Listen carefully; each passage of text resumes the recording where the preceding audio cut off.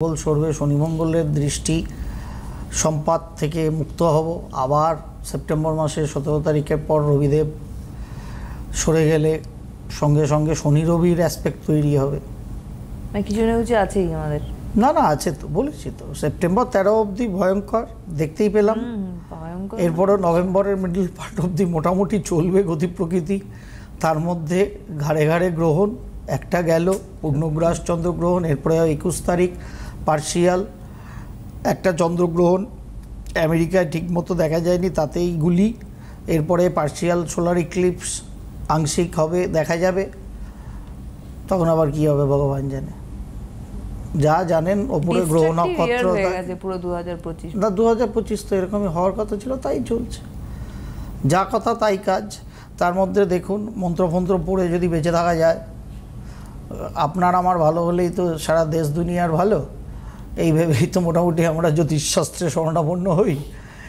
আমরা অনেকটা খরগোশের জাতের হয়ে গেছি, চোখ বন্ধ করে থাকলে ভাবছি আমাদেরকে আর কেউ দেখতে পাচ্ছে না। ভালো জাতি, শ্রেষ্ঠ বাঙালি, কোনো অসুবিধা নেই, সেইভাবেই চলি।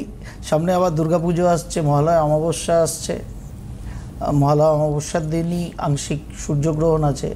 কপাল ভালো, দেশ থেকে দেখা যাবে না, কিন্তু দেশের আগামী 3-4 মাসের অবস্থা খুব একটা সহজ নয়, বুঝে চলতে হবে। মঙ্গলের দশা স্টার্ট, কোনো দশা চালু হওয়া মানেই কিন্তু গিয়ার শিফটিং হয়। সুতরাং গিয়ার শিফটিং যারা গাড়ি চালান জানেন, গিয়ার শিফটিং যখনই হবে তখন একটা হালকা থেকে ভালো জার্ক থাকে, হতেই হবে। সুতরাং দশা পিরিয়ড যখন পরিবর্তন হয় সেই জার্কিংটা হয়। নতুন দশা ছিল চন্দ্রের দশা, এসে গেল মঙ্গলের দশা। সুতরাং ভাব, ভালোবাসা, প্রেম, প্রীতি, স্বপ্ন, আবেগ, তার দশায় চন্দ্রমা 10 বছর ভারতবর্ষকে টেনে নিয়ে গেলেন। এবং একদম অসুর বিনাশিনী মা দুর্গার ছন্দে কিন্তু মঙ্গলের দশা 7 বছর ভারতবর্ষের মানে সরকার থেকে, দেশ থেকে, দেশের মানুষ থেকে সকলের মধ্যে এই আগ্রাসী মনোভাবই তো দেবেন, এটাই স্বাভাবিক, কারণ দশা তো তাই করে। সুতরাং আপনাকে আমাকে দুধে ভাতে বাঙালি থাকলে বোধহয় এই রেস আপনার আমার জন্য আরও কঠিন হতে চলেছে।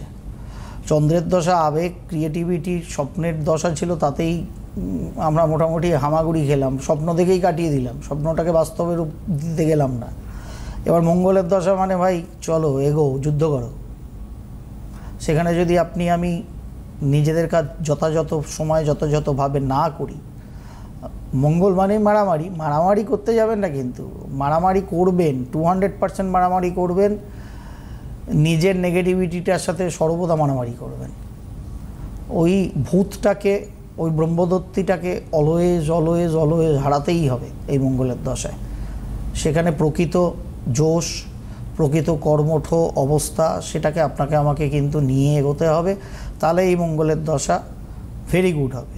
দেখুন যুদ্ধ বিগ্রহ এইসব তো থাকবেই দেশের সাপেক্ষে, বড় করে বলাই আছে, শাম্ভবী অ্যাস্ট্রো এখান থেকে বলে আর সময় নষ্ট করছি না। অনেক কিছু হবে, পরপর বলতে থাকবো, কারণ 2026-এর মিডল অবধি এই মঙ্গলের দশা যথেষ্ট ভোগাবে ভারতবর্ষকে।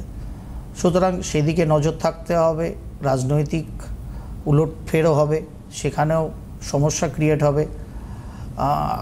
কিছু সমস্যা সামনের বছর জানুয়ারি ফেব্রুয়ারির পরের থেকেও ভয়ঙ্কর রকমভাবে হবে, এবং সেটা কমিউনাল ক্ল্যাশের দিকে যাবে। যখনই মঙ্গলের আন্ডারে রাহুর দশা শুরু হবে আমার দেশে, সেই ভয়ঙ্কর বাতাবরণ থেকে কিন্তু আমার রাজ্য পশ্চিমবঙ্গ সব থেকে কঠিন পরিস্থিতির মধ্যে থাকবে। অবশ্যই উল্টো দিকে উত্তরপ্রদেশ, উত্তরাখণ্ড থাকবে, আমার রাজ্য পশ্চিমবঙ্গ থাকবে। এগুলো অনেক জ্যোতিষের ডিপ সার্চ, ডিপ ব্যাপার, বলে লাভ নেই। ফোনে থাকলে ফোন করুন। চাকরি বাকরি, পড়াশোনা, বিয়ে, এই তো ঠিক আছে। যার কপালে ব্যবসা নেই সে ব্যবসা করতে যাবেন, কোনো পদ্ধতি ধরে ব্যবসা করবেন, কোনো রেমেডি করবেন, আপনার নিয়ে বিল গেটস হয়ে যাবেন, এ হতেই পারে না, কোনোদিনও হয়নি, কোনোদিনও হতেও পারে না। কোনো রকম প্রতিকার প্রতিবিধান দিয়ে আপনাদের কপাল ঘুরবে না যদি জন্মছকে সেই প্রবণতা না থাকে। এই বাস্তবতাটাকে বুঝে নিয়ে করবেন, তাহলে রবীন্দ্রনাথ ঠাকুরকে আইনস্টাইন বানানো যেত, আইনস্টাইনকে রবীন্দ্রনাথ ঠাকুরের মতো সাহিত্যিক কাব্যিক করা যেত। দুজনেরই যথেষ্ট মেধাবৃত্তি ছিল, স্ব ক্ষেত্রে ছিল। সুতরাং কোনো রকম রেমেডি দিয়ে কোনো দিন কোনো কাঠামো পরিবর্তন করা যায়। ট্রেন গাড়ির কাঠামোয় প্লেন তৈরি করা যাবে না। প্লেনও মাটিতে দৌড়ে আকাশে ওঠে, আবার আকাশ থেকে উঠতে উঠতে মাটিতে ল্যান্ড করে আবার দৌড়ে গিয়ে তারপরে থামে। সুতরাং প্লেনের কাঠামোয় কোনো রেলগাড়ি তৈরি করা যাবে না। সুতরাং কাঠামোগুলো ফিক্সড। আপনার আমারও ব্যক্তিগত জীবনের কাঠামো ফিক্সড, ইন্টারনাল প্যাটার্ন ফিক্সড। সেই প্যাটার্ন অনুযায়ী জীবনে হবে। রেমেডি করলেই সব হয়ে যাবে, কখনো হবে না। প্রবণতাটাকে বুঝে নিয়ে চলতে হবে। কোন পড়াশোনা করলে ভালো হবে, কোন ধরনের লাইন আপনার জন্য জীবনে সফলতা দেবে, সেটাকে যথাযথভাবে সঠিকভাবে চয়ন করে কিন্তু আপনাকে আমাকে এগোতে হবে। এটা মাথায় রাখবেন। যেহেতু সামনে দুর্গাপুজো আছে, অতএব মায়ের চরণে তো অবশ্যই কামনা করবেন। কামনা সবার আগে করবেন নিজের ভেতরকার শুম্ভ নিশুম্ভকে যেন বধ করা যায়। তার কারণ ওই একদিন বলতে গিয়ে বলছিলাম, সত্যযুগে না সব মানুষ থেকে, রাক্ষস থেকে, ভগবান থেকে সবাই যে যার জায়গায় চলাচল করতেন, মানে সবাই সব জায়গায় গমন করতে পারতেন। ত্রেতা যুগে যখন হলো, সেটা ভগবান মানব রূপে এলেন, মানুষের সঙ্গে রাক্ষসের ডাইরেক্ট কনফ্রন্টেশন হলো, যুদ্ধ হলো, মানে রাম এবং রাবণের। এর পরবর্তী ক্ষেত্রে দাপর যুগে আমরা কি দেখলাম? রাবণ রূপী দুর্যোধন, দুঃশাসন সকলে চলে এলেন পরিবারের মধ্যে, এবং সে যদুবংশ বলি, পাণ্ডব কৌরব বলি, সবটাই, সব যে নেগেটিভিটিটা রাক্ষসরা, তারা চলে এলেন পরিবার ভিত্তিক। আর কলিতে কি হয়েছে জানেন দিদি?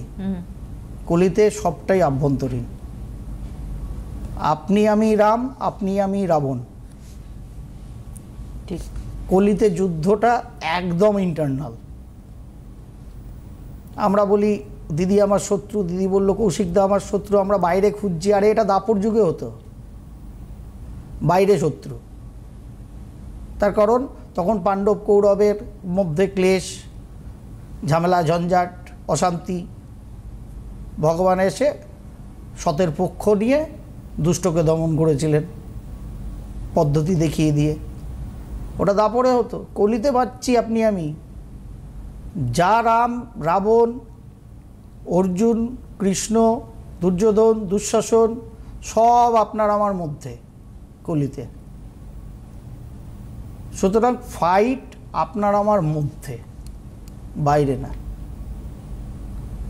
এই ভাব নিয়ে মা দুর্গার চরণে যদি ফুল বেলপাতা দিতে পারেন, সুতরাং যখন মহাগৌরী রূপে সন্ধি পুজো শুম্ভ নিশুম্ভর দুঘটির সময়ের মধ্যে বধ হবে, তখন আপনার ভেতরকার শুম্ভ নিশুম্ভকেও আপনাকে মায়ের চরণে ফুল বেলপাতা দিয়ে সেই শক্তির কামনা করে আপনার আমার ভেতরে শুম্ভ নিশুম্ভকে বধ করতে হবে, যাতে পজিটিভিটি বাড়ে, সঠিক চিন্তাভাবনা আসে, সঠিক ভাবনা আসে, সঠিক দিশা পাই লাইফে, সেটাকে ভাবতে হবে।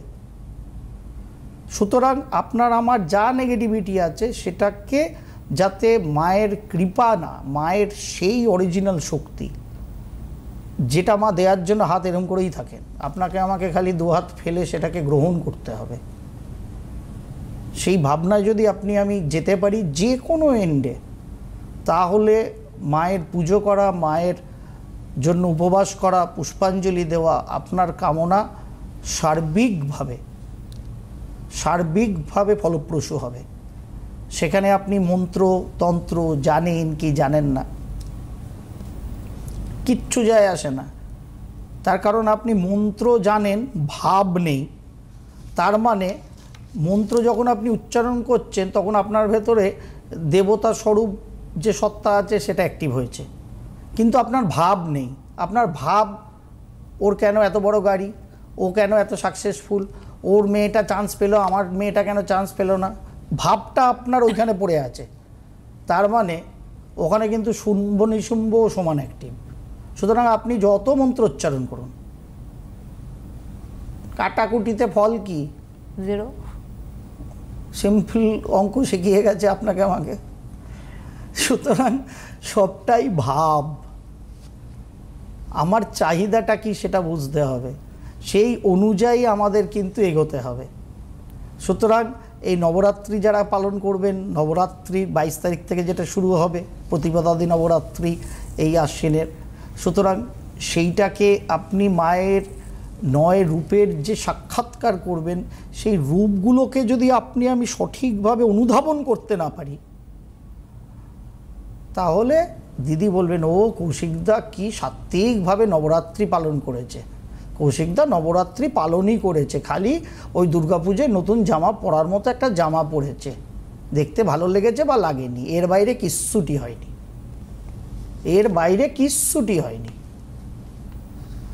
কারণ কৌশিকদা কত ভালো নবরাত্রি পালন করছেন, কৌশিকদার এটাই খালি দেখানোর লক্ষ্য সুবর্ণাদিকে, এর বাইরে কোনো লক্ষ্য নেই। যার ফলে আমরা অনেক পুজো অর্চনা করি, অনেক মন্ত্র জপ করি, দিনের শেষে একটা ঢ্যাঁড়স গাছ বেরোয় উঠোনে।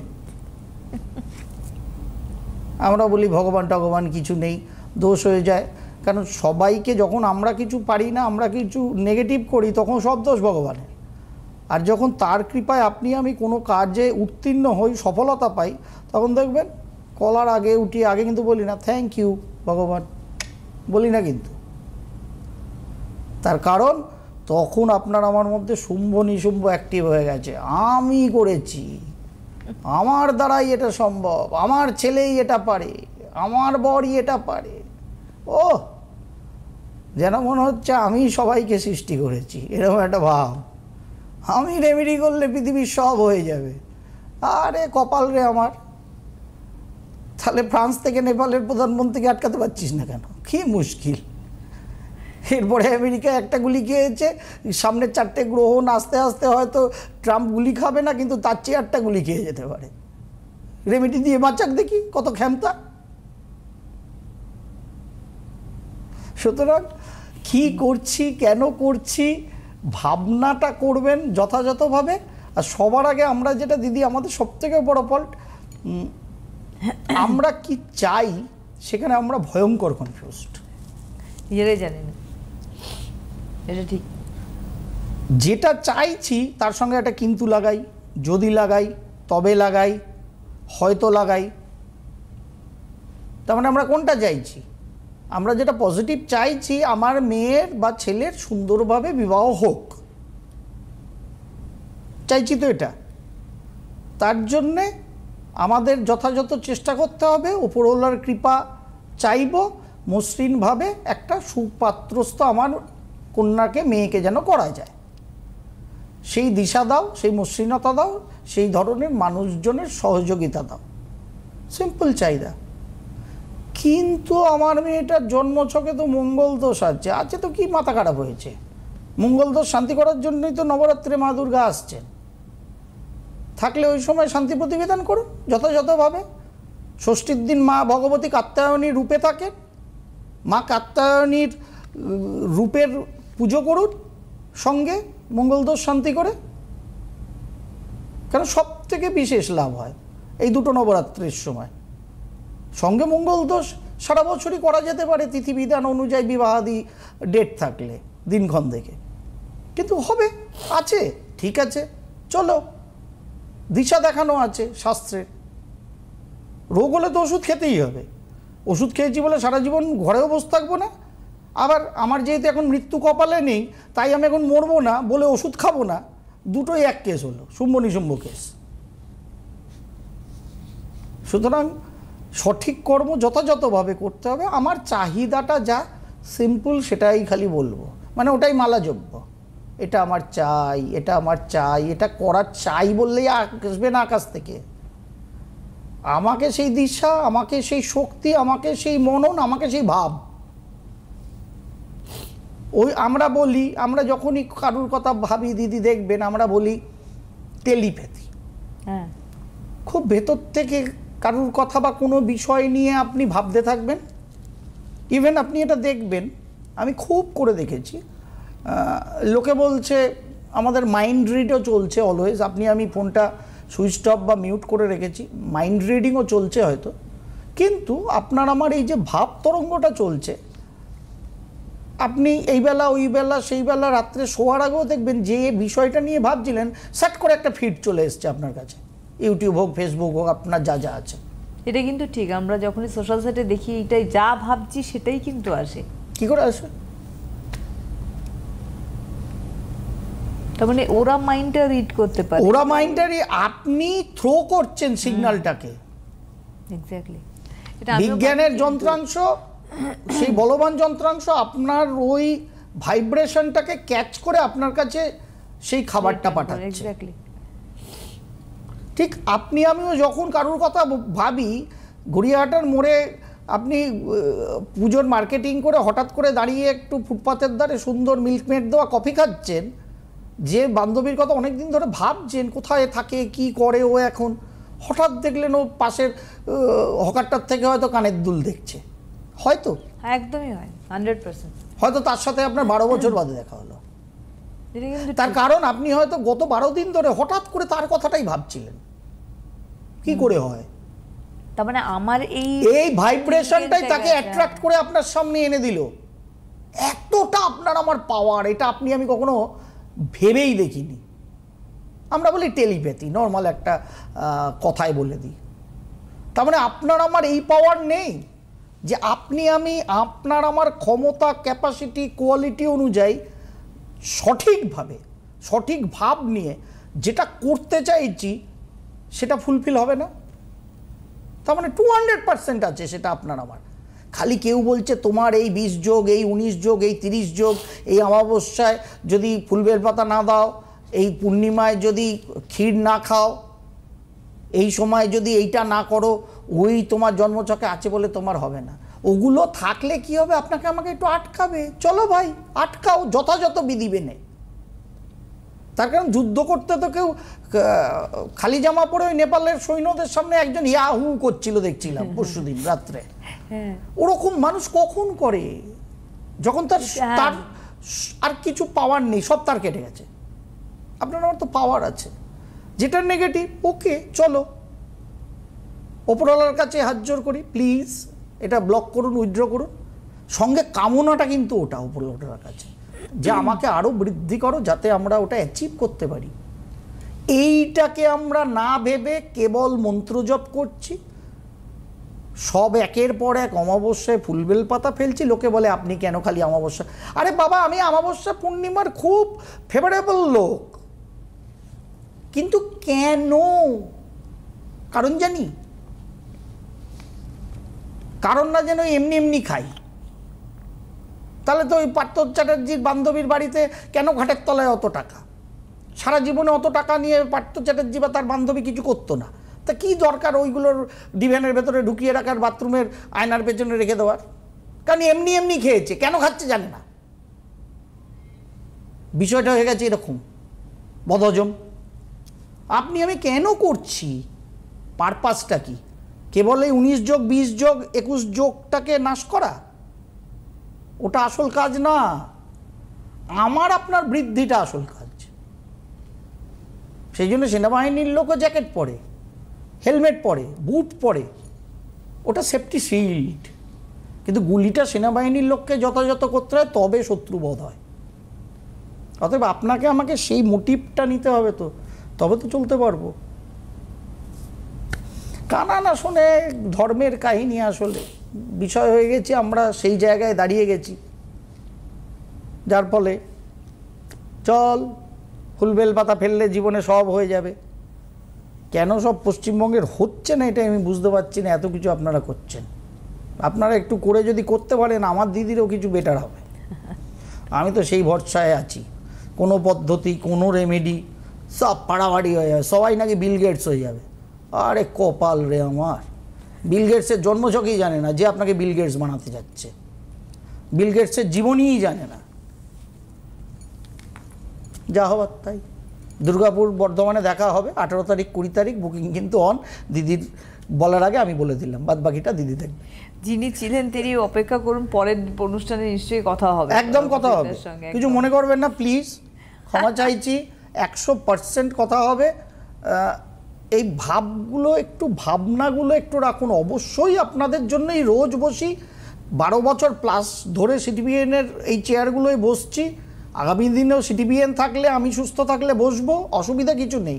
আপনাদের যদি ভালোবাসা থাকে, বলবো, কিন্তু কেন কৌশিক একদম। বিকাশবকে জিজ্ঞাসা করছি, কি জিজ্ঞাসা করতে চাইছি অরিজিনালি সেটা বুঝতে হবে। সেটা ঠিক চাইছি না ভুল চাইছি। যদি ঠিক চাই তাহলে উনি কি বলছেন, তাহলে কর্মের দিশাটা কি হবে, অবশ্যই তাই। সেইটাকে যদি আমরা না বুঝি না, কোনো রেমেডি কাজ যার ফলে আপনার আমার জন্য করে না। একেবারেই তাই।